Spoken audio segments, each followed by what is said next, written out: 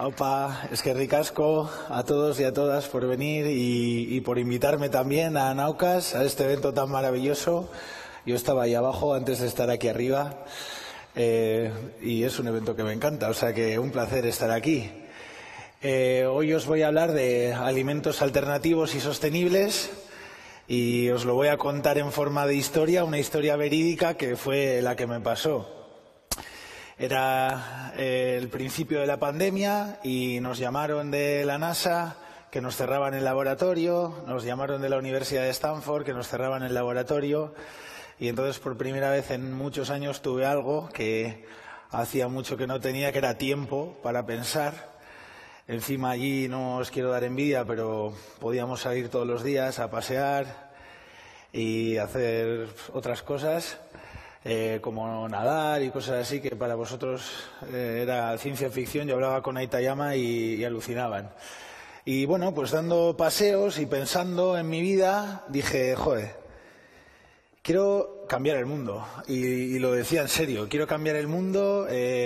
Cuando estás en un sitio así, te vienen gente a dar charlas y de verdad te lo crees, ¿no? Sales ahí con el pecho súper crecido y dije, bueno, para cambiar el mundo para bien, lógicamente, quiero saber cuáles son los mayores problemas a los que nos enfrentamos los humanos. Y entonces llegué a leer sobre un montón de cosas y la que más me impactó era el cambio climático. Y entonces empecé a leer muchísimo sobre el cambio climático. Y llegué a un dato, que es el siguiente, que me dejó anonadado y ojiplático, que es que al comer contaminamos y muchísimo. Este es un gráfico que representa el total de emisiones de gas de efecto invernadero, todas pasadas a CO2 equivalente. Y yo en mi cabeza pensaba que lo que contaminaban eran los aviones y contaminan. En este gráfico representan el total del 1,9% de las emisiones de gas de efecto invernadero. 1,9% los aviones, todos los aviones del mundo. Todos los coches y todos los camiones del mundo representan el 11,9%. Y en cambio lo que comemos representa el 26%. Y yo vi este gráfico y no me lo podía creer. Decía, ¿cómo es posible? Y entonces yo seguía pensando, ¿no? Como un físico de materiales, yo estaba estudiando pues las propiedades físicas del hueso, de cómo los astronautas cuando están a gravedad cero pierden hueso y por qué. Entonces tenía que entender las propiedades mecánicas y físicas de difusión de los huesos. Luego también empecé a hacer un montón de investigaciones en el tema del cerebro, de las propiedades mecánicas, de difusión, físicas del cerebro. Y seguía pensando cómo un físico de materiales puede ayudar a resolver este problema. Y entonces llegué a otro dato sobre el cambio climático que todavía me llevó a darme cuenta de la gravedad de este problema. Y es que cada vez somos más en el mundo. Ahora mismo somos 7,8 mil millones de habitantes, pero es que en 80 años vamos a ser 11.000 millones de habitantes.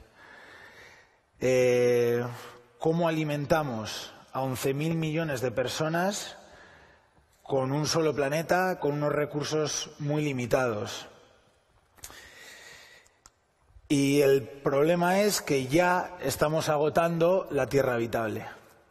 Ahora mismo, otro dato que para mí fue una locura es que ya hoy utilizamos la mitad de la tierra habitable para alimentarnos. La mitad de la tierra habitable. Por ejemplo, las ciudades solo representan el 1% de la tierra habitable, los bosques el 37%, los cultivos el 12% y el ganado ocupa el 38% de la tierra habitable. Es tanto el ganado como los cereales que utilizamos para alimentar al ganado, etcétera. 38% de la tierra habitable hoy se destina al ganado. Y no solo eso, nuestra alimentación es terrible para la biodiversidad. Aquí necesitamos 30 segundos para entender este gráfico. Aquí lo que viene representado son en cantidades, en biomasa, los mamíferos, todos los mamíferos que hay en el planeta. Bueno, pues nosotros, los humanos, representamos el 34% de la biomasa global de mamíferos en la Tierra. Los cerdos, el 12%. Las vacas, el 35%. Y luego, si nos fijamos arriba, ese grupito verde pequeñito que queda es el 4%, que son animales salvajes y silvestres. 4%. Comparado con un 35% de vacas, por ejemplo, o un 12% de cerdos. Claro, imaginaros, en un terreno en el que había un montón de animales diferentes, de plantas diferentes, etcétera, como está pasando en el Amazonas, por ejemplo, si lo cortamos para poner ganado, por ejemplo, pues estamos destruyendo un montón de biodiversidad. Entonces, cómo nos alimentamos está generando una serie de problemas que son terribles. Ya hay países que están pasando a la acción. Por ejemplo, en los Países Bajos han anunciado un plan de 25.000 millones para reducir dramáticamente el número de cabezas de ganado. China también, en su plan de 5 años, lo hacen cada 5 años, están haciendo una inversión increíble para desarrollar nuevos tipos de carne, productos alimenticios alternativos, menos contaminantes.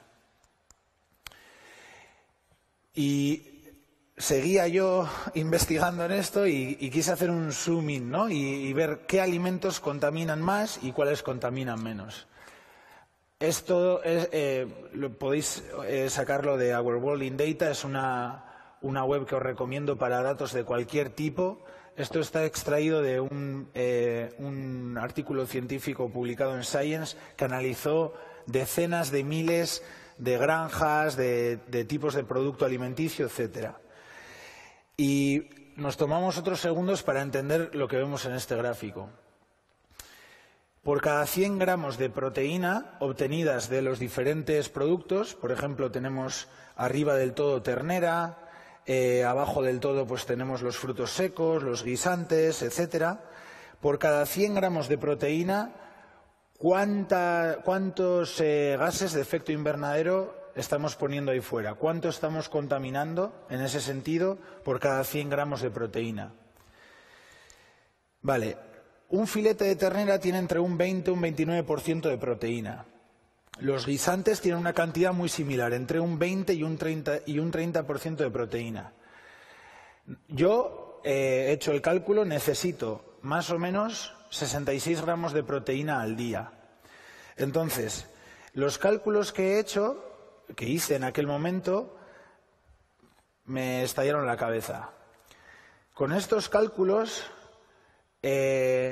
calculé lo siguiente. Yo en un año entero puedo comer guisantes y meter al cuerpo toda la proteína que necesito y estoy contaminando lo mismo que en 3 días comiendo filete de ternera. Contamina lo mismo meter la proteína que necesitas de 3 filetes de ternera versus un año entero de guisantes. Sí que es verdad que hay ternera y hay ternera. Hay ternera intensiva, de extensiva y una contamina más que la otra en diferentes sentidos. Entonces eso también hay que tenerlo en cuenta. Aquí estoy sacando el average de cada uno. Pero eso, 3 días versus un año entero. Luego yo doy clase en el Basque Culinary Center también y siempre les pongo la misma idea, ¿no? Muchos de ellos y de ellas vienen los estudiantes de Bilbao y les digo, lo que comáis hoy va a contaminar más o menos que el viaje que habéis hecho en coche desde Bilbao a Donosti, ida y vuelta. Lo que decidáis comer va a tener un impacto mayor, va a tener una huella de carbono mayor o menor, dependiendo de qué decidáis comer, utilizando ese coche o no. Y como dicen en Estados Unidos, esto es un win-win. La mayoría de los productos que son beneficiosos para el medio ambiente también son beneficiosos para nuestra salud. Esto lo publiqué en Twitter hace unos meses. Era un paper que salió en PLOS Medicine que decía que comiendo más legumbres, frutos secos, cereales y menos carne roja y carne procesada puede incrementar tu tiempo de vida en 10 años. Entonces, es un win-win. Normalmente hay excepciones, pero lo que es beneficioso para nosotros también es bueno para el planeta. Bueno, pues aquí llegó el punto de inflexión. Beyond Meat llamó al departamento de ingeniería de la Universidad de Stanford y se pusieron en contacto con mi jefe diciendo que necesitaban físicos. Querían conocer las propiedades mecánicas, físicas de la carne y luego también cómo poder imitarla con plantas. Esto es, la idea que tienen estas empresas, Beyond Meat, Impossible, Eura, es recrear carne utilizando plantas. Entonces, el impacto que tienen, en este caso, por ejemplo, Beyond Meat, es increíble porque vende millones de hamburguesas en Estados Unidos. Y lo mismo con Impossible. Venden millones de hamburguesas en Estados Unidos. Y Eura, que es una empresa catalana, también es una de las empresas europeas de alimentación que más está creciendo. Lógicamente, lo mejor que podemos hacer es, en beneficio al medio ambiente, es reducir el consumo de carne y aumentar el de vegetales. Vegetales, si son de temporada y locales, mucho mejor. Pero ¿qué pasa? Que muchos de nosotros y nosotras no nos gustan los cambios. Es innato en la psicología humana, no nos gusta cambiar aunque sea para bien.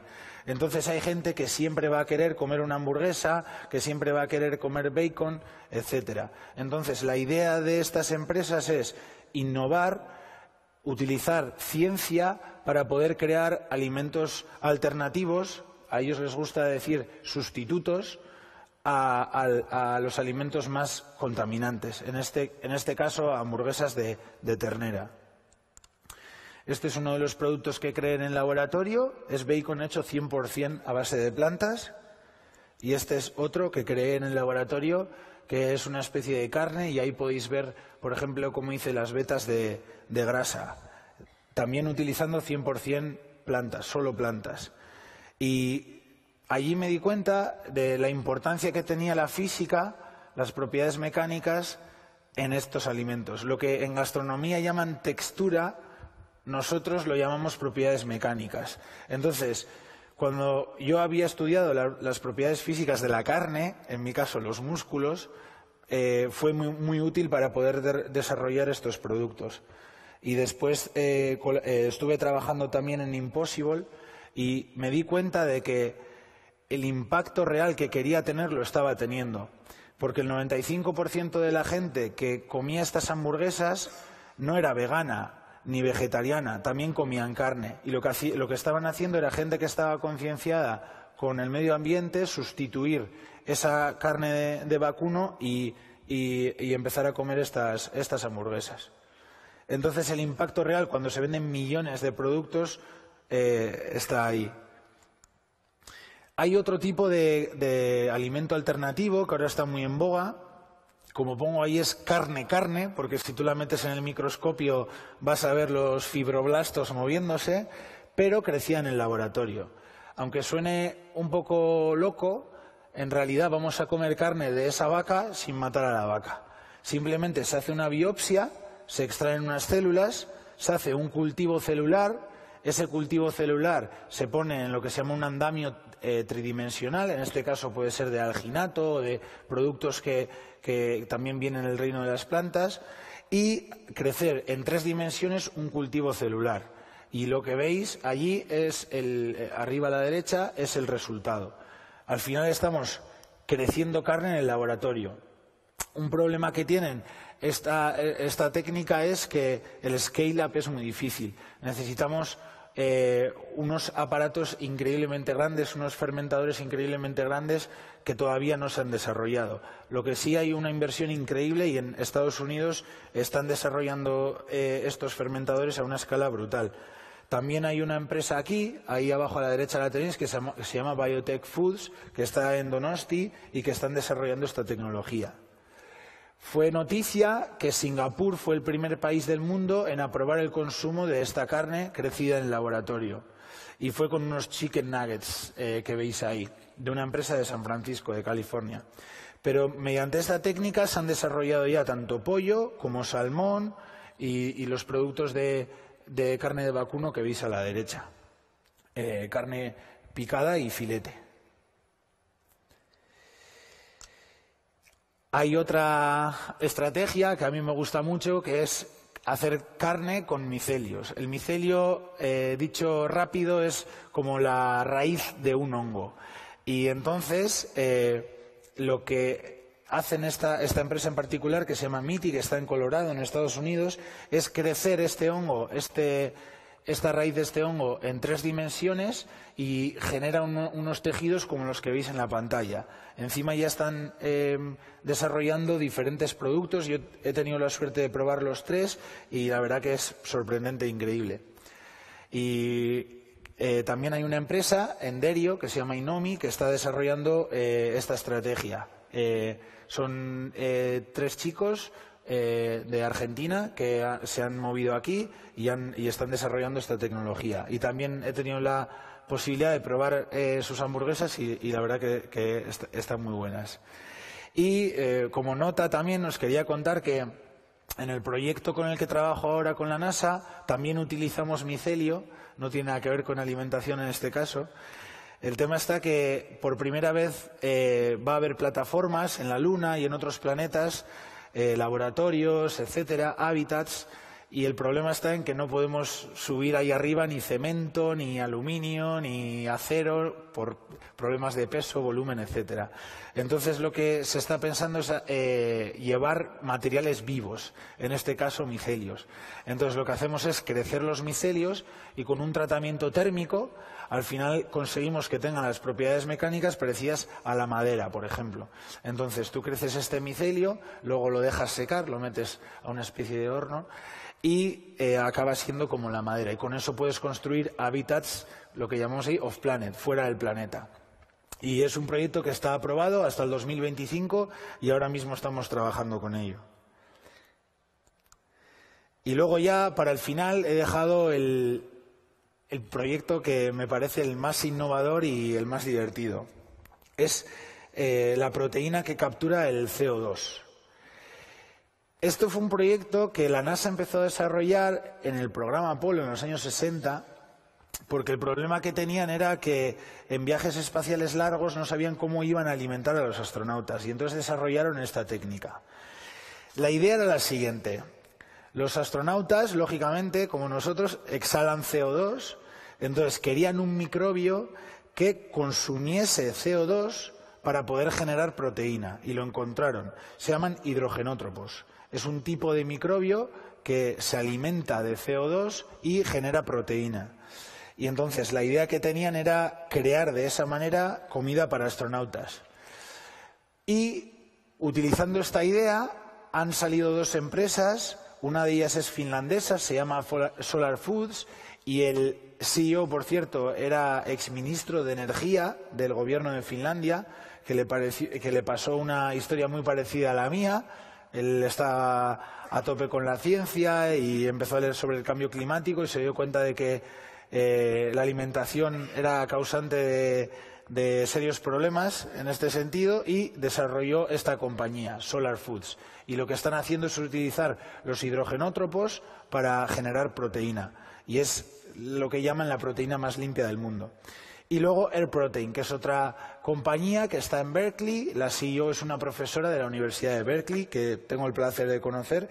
Y la verdad que esta también es una técnica que está poco desarrollada, pero que bajo mi punto de vista tiene un montón de futuro. Y esto ha sido todo. Eskerrik asko.